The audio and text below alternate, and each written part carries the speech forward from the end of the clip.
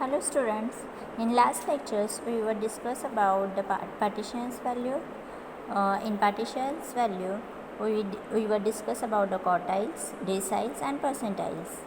In detail we were discuss about the quartiles, how to calculate quartiles by using individual data, discrete data and continuous data. We were discuss about the individual data and discrete data. In this lecture we will discuss about the continuous data, how to find out or how to calculate quartiles by using continuous data. Okay, मागच्या लेक्चर्समध्ये आपण पाहिलं की quartiles कसं find out करायचं, individual data जर असेल तर, डिस्क्रीट डेटा असेल तर आपण हे पाहिलेलं आहे. आता आज आपण बघणार आहोत की कंटिन्युअस डेटा असेल तर आपण क्वार्टाइल्स कसं फाइंड आउट करायचं. पहिले तुम्हाला माहिती असायला हवे की इंडिव्हिज्युअल डेटा म्हणजे काय, डिस्क्रीट डेटा म्हणजे काय आणि कंटिन्युअस डेटा म्हणजे काय. What is the difference between individual data, discrete data and continuous data. Okay, individual data म्हणजे कोणता डेटा, जो डेटा आपल्याला इंडिव्हिज्युअल दिलेला आहे. सपोज आपल्याला नंबर्स दिलेले आहेत 1 2 3 4 5 6 7 8 9 10. ओके, ह्या असा जर आपल्याकडे डेटा अवेलेबल असेल तर ह्या डेटाला आपण बोलणार individual data. This type of data is called as individual data. Now next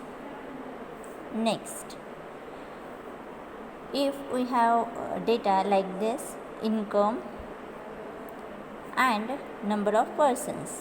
इथे आपल्याला ह्या डेटामध्ये दिलेलं आहे की एवढे नंबर ऑफ पर्सन्स आहेत आणि प्रत्येकाचं इन्कम एवढं आहे.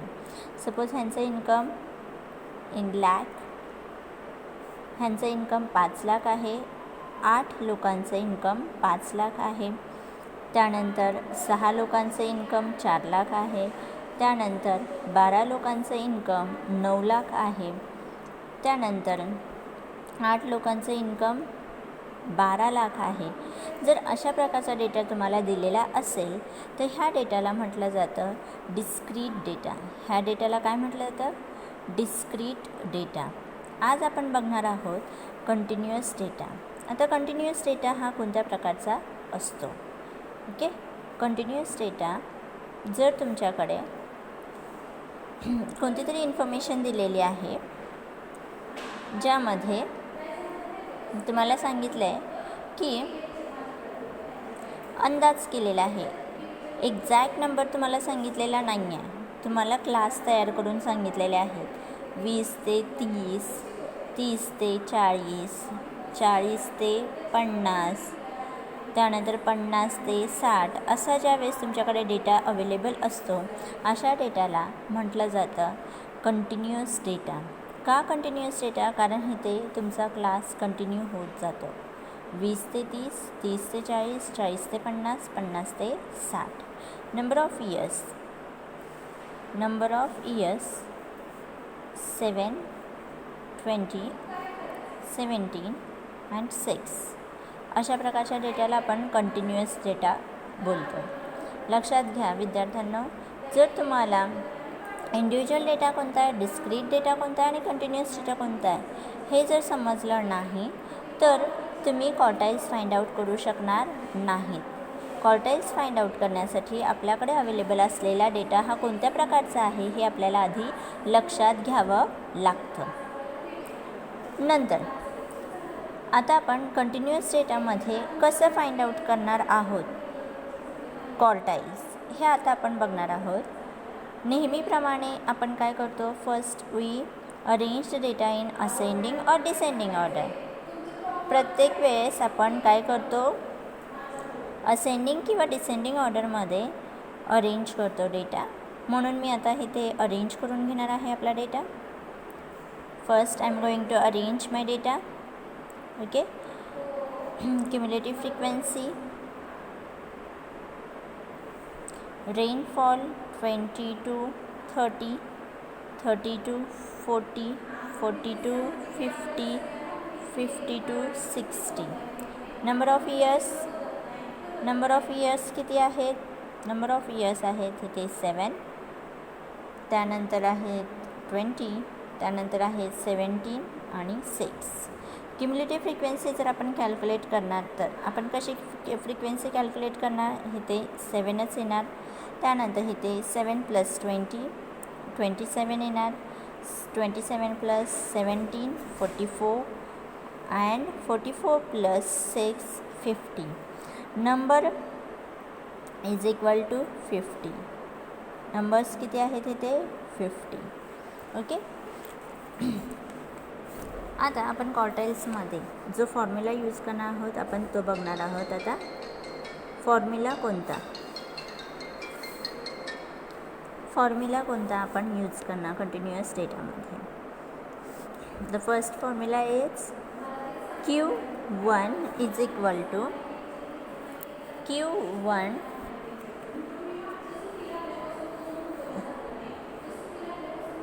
size of I n upon 4 bracket complete fourth observation.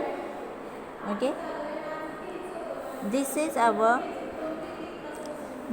formula to find out Q1. if there is Q3, जर आपल्याला इथे Q3 फाइंड आउट करायला सांगितलं तर आपला फॉर्म्युला काय येणार आहे, Q3 is equal to size of in bracket 3n upon 4 fourth observation. जर तुमच्या लक्षात येत असेल तर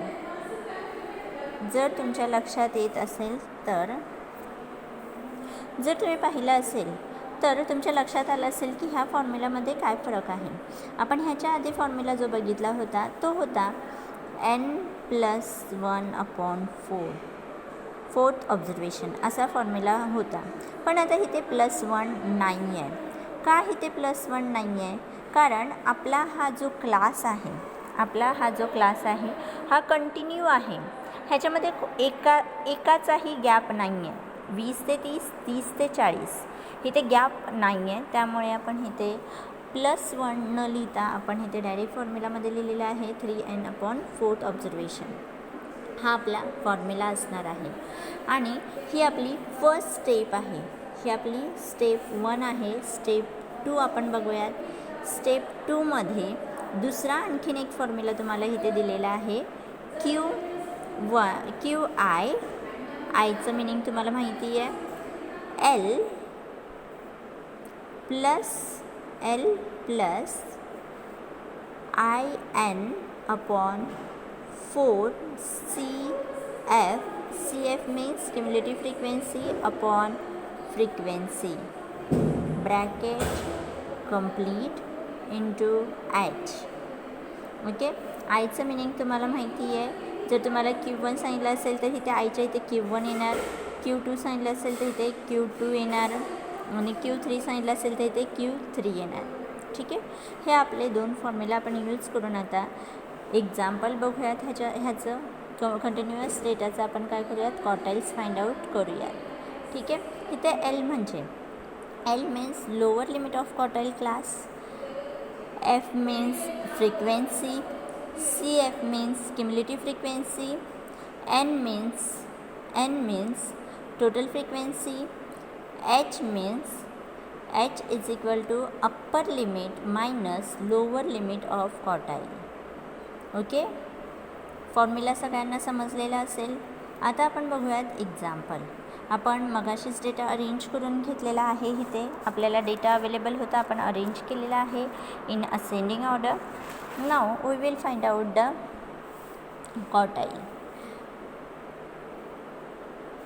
quartile 1 is equal to size of n upon 4th observation. So Q1 is equal to size of n ची व्हॅल्यू जर आपण इथे पाहिली तर n किती आहे आपल्याकडे 50 upon 4th observation.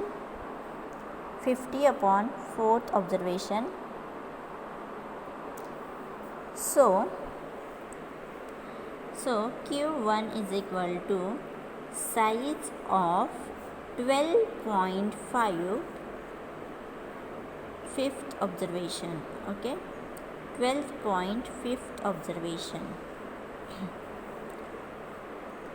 12.5 lies in cumulative frequency 27. Therefore, first quartile class is 30 to 40. Okay. Okay. Now तुम्हाला आता मला हे सांगायचं आहे की 12.5 हे क्युम्युलेटिव्ह फ्रिक्वेन्सी 27मध्ये कसं काय आलेलं आहे. कसं आलेलं आहे ते आता आपण बघूयात. लक्षात घ्या मुलांना, ज्यावेळेस आपला आन्सर ज्या पॉईंटमध्ये येतं 12.5 हे कशाच्या जवळ आहे. 12.5 हे आपले 12.5 हे आपले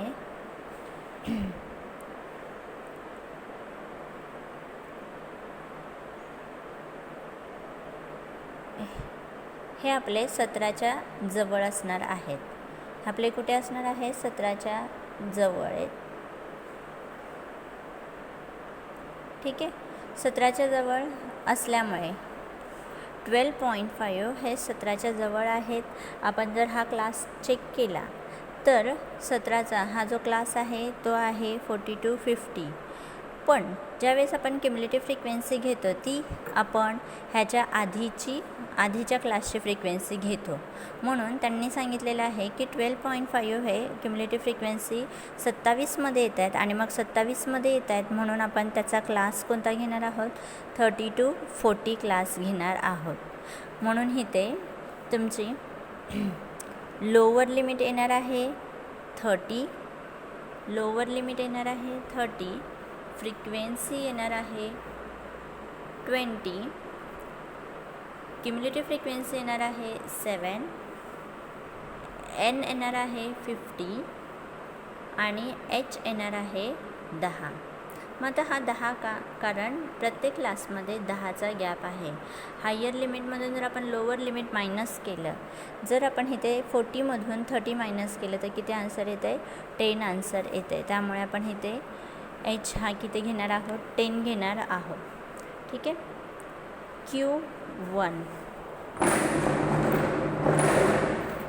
Q1 is equal to L plus N upon 4 minus CF upon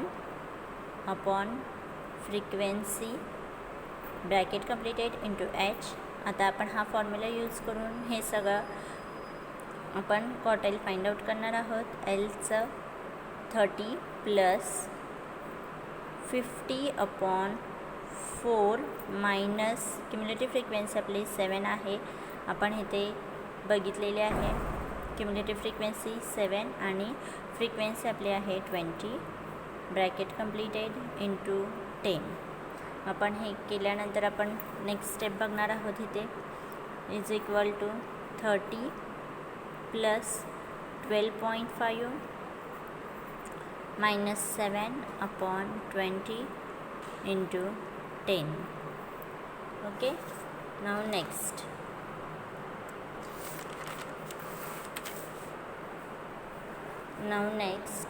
quartile 1 is equal to 30 plus 5.5 upon 20 into 10 is equal to 30 plus 55 upon 20 is equal to 30 plus 2.75. So the quartile 1 is equal to 32.75. This is the answer. आता पुन्हा एकदा काय झालेलं आहे की quartile 1 जे आहे आपलं हे पॉईंटमध्ये आलेलं आहे. ठीक आहे. हे आपलं आन्सर आहे. क्वार्टाईल 1 आपण फाइंड आउट केलेलं आहे. आता आपण फाइंड आउट करणार आहोत quartile 3. Quartile 3 is equal to size of 3n upon fourth observation. So is equal to quartile 3 is equal to size of आपला n होता 50 म्हणून 3 into 50 upon fourth observation is equal to size of 150 upon fourth observation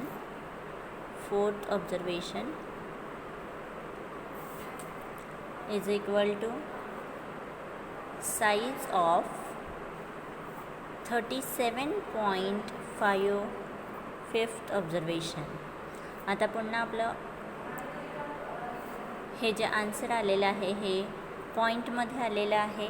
आपण next जे बघणार आहोत ते बघणार आहोत 37.5 lies in cumulative frequency 44. Hence third quartile class is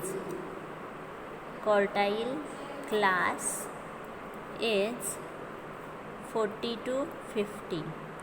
जर आता आपण मागच्या ह्याच्यात बघितलं तर आपल्या लक्षात येईल की 37.5 हे कशाच्या जवळ आहेत, हे 44च्या जवळ आहेत.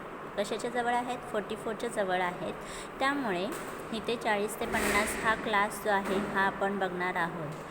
37.5 हे कोणत्या क्लासच्या जवळ, ह्याच्या जवळ आहे. क्युमुलेटिव्ह फ्रिक्वेन्सी किती आहे 44. मग ह्याच्या जवळ असल्यामुळे हा क्लास आपण इथे घेणार आहोत. मग आता इथे आपण एल जो आहे, आपण इथे एल जो आहे तो घेणार आहोत is equal to 40. F frequency is equal to 70. Cumulative frequency is equal to 27. N is equal to 50 and H is equal to 10. इथे पण H 10च आलेला आहे कारण इथे क्लासमध्ये डिफरन्स फक्त 10चा आहे. 40 to 50मध्ये जर आपण 50 - 40 केलं तर आपल्याला 10 आन्सर मिळेल, म्हणून इथे 10. Q3 is equal to L plus 3n upon 4 minus CF upon frequency bracket complete into H is equal to lower limit किती आहे 40 प्लस 3 into 50. n आपला 50 आहे अपॉन 4. क्युमुलेटिव्ह फ्रिक्वेन्सी आपली ह्याच्यामध्ये आहे 27 आणि फ्रिक्वेन्सी आहे आपली इथे 17. Okay, into 10. नेक्स्ट स्टेप आपली असणार आहे ते 40 is equal to 40 plus 37.5 minus 27 upon 17 bracket into 10 is equal to 40 plus 10.5 upon 17 bracket complete into 10 is equal to 40 plus 105 upon 17. So 40 plus 6.18. So the quartile 3 is equal to 46.18. quartile 3 आपलं किती आलेलं आहे 46.18. This is our answer. Okay, by using how to calculate quartile by using continuous data. ह्या लेक्चरमध्ये आपण बघितलेलं आहे की कंटिन्युअस डेटा यूज करून आपण क्वार्टाइल्स कसं फाइंड आउट करायचं आहे. होप तुम्हाला सगळ्यांना समजलं असेल. नेक्स्ट लेक्चरमध्ये आपण डेसाइल्स बघणार आहोत.